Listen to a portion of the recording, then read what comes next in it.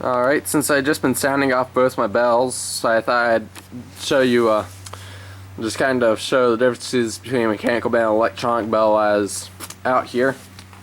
Anyways, on the right here we have a Western RACO mechanical bell, and on the left here we have a Western Hayes electronic bell. As you can see, they have different shapes, of course.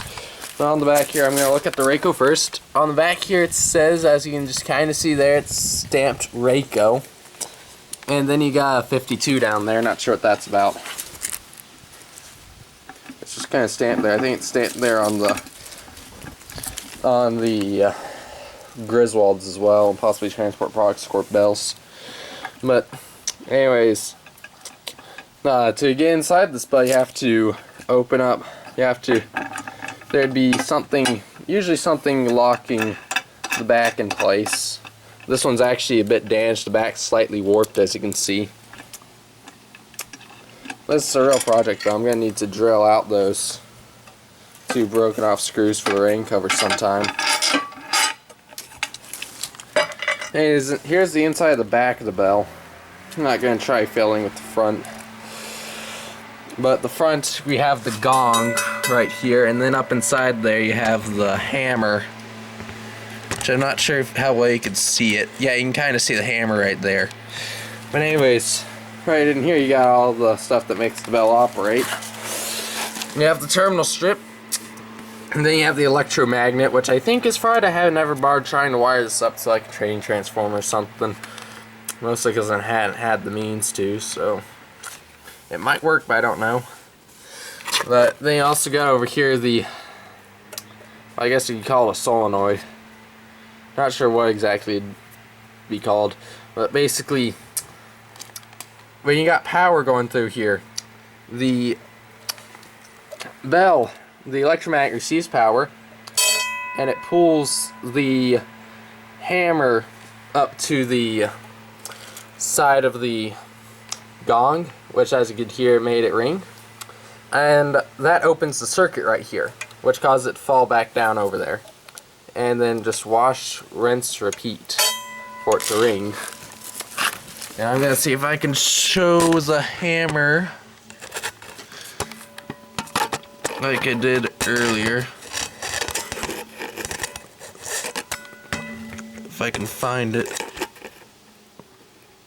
No.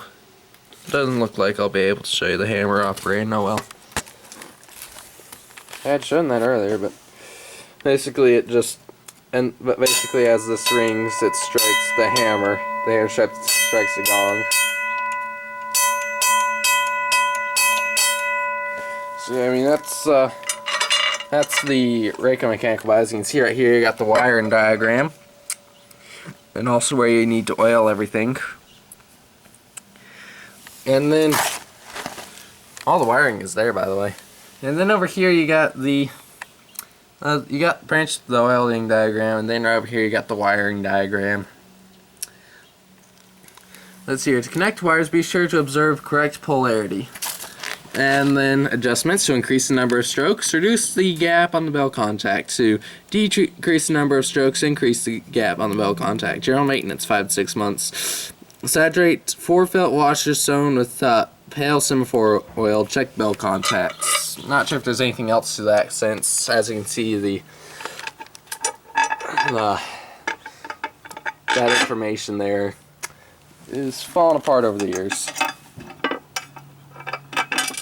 I believe this bell came from the Seaboard.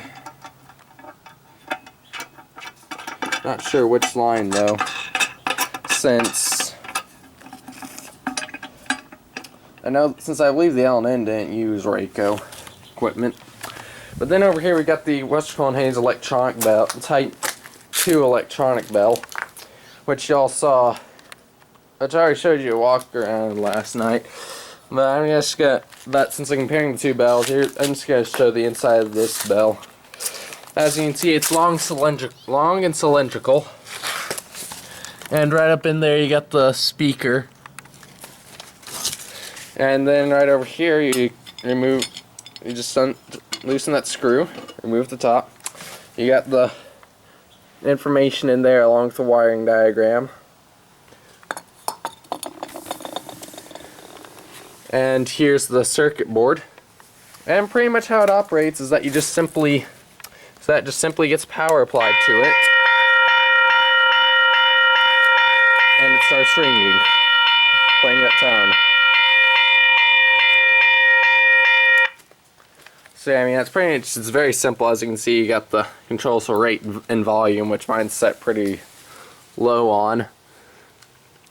And then you also got some other stuff in there, but much simpler than mechanical bells, which have to be maintained every so often. In fact, with a mechanical bell, if I recall correctly, the gong on it would have to be rotated like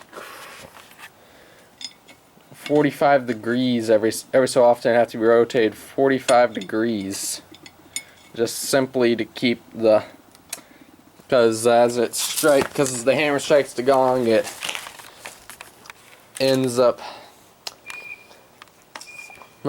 it's slowly denting the gong there. So you have to, and eventually it's going to just simply get to the point where it can no longer strike the hammer can no longer strike the gong. So yeah, so basically here's kind of a walk around. Here's kind of a showing. Here's video just showing the differences between an electronic bell and a mechanical bell. Over and out.